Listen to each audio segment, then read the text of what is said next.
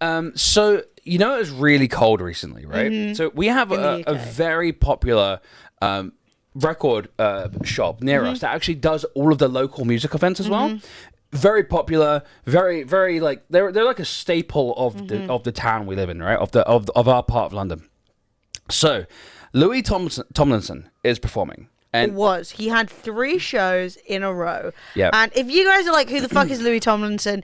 He was in One Direction, which was a very popular boy band, I don't know, like 10 years ago, right?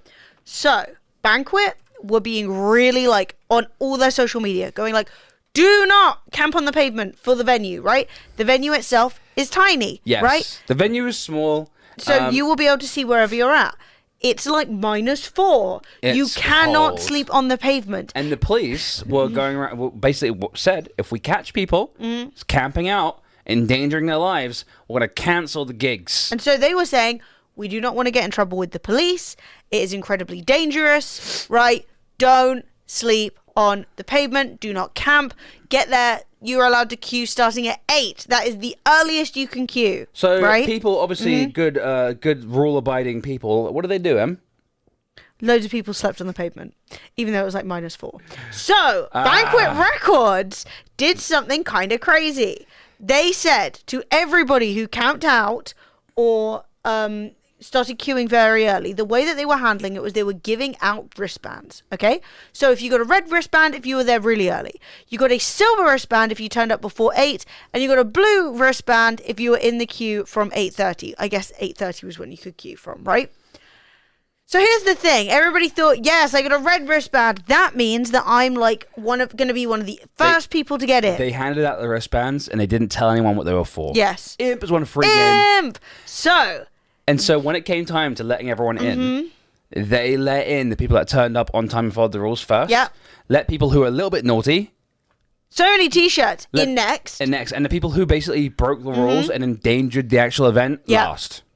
So all of the people who were like up at 4 a.m., who were like basically standing hard, like out on the pavement, even though they were like, no, you might get the whole gig cancelled. That's me. I just pressed play on the thing. Oh, so confusing. They basically were let in last, and they were super fucking annoyed about it. Yeah. And I'm like, dude, that makes so much sense. And I'm not gonna lie, the amount, I really thought people were gonna be so pissed, but everyone was like, no, that's really fair. No, that's the right thing to do. And it's also really funny because it's literally gone viral. Yeah. Loads of news articles have been written about it. So this is John Tolley, the guy who actually runs Banquet Records, and he quoted this and said, "It's been super interesting watching the reactions to this decision. A decision as cold as -4 C temperature." But didn't expect it to go so far and wide. Ultimately, our gig are rules, and if we offer empty threats, significantly, if I offer empty threats, we get nothing.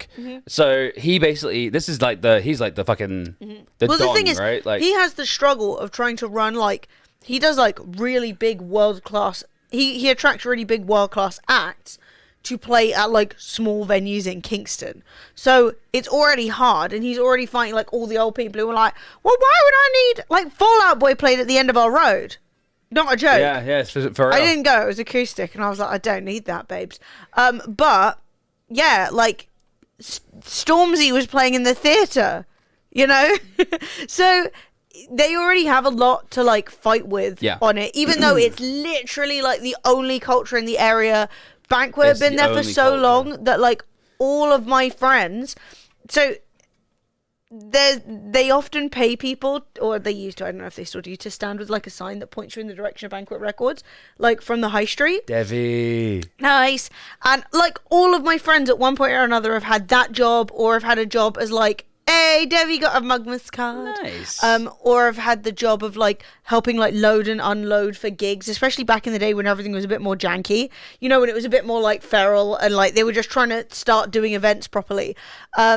And the number of times that I would stand around with 5 of my friends when one of us has been paid to stand on the street, I'd be standing there well, we've got nothing else to do. And everyone would have the smallest possible, cheapest possible Starbucks and be yeah, we're cool. We basically have jobs, even though we're 15 and we're collectively holding one stick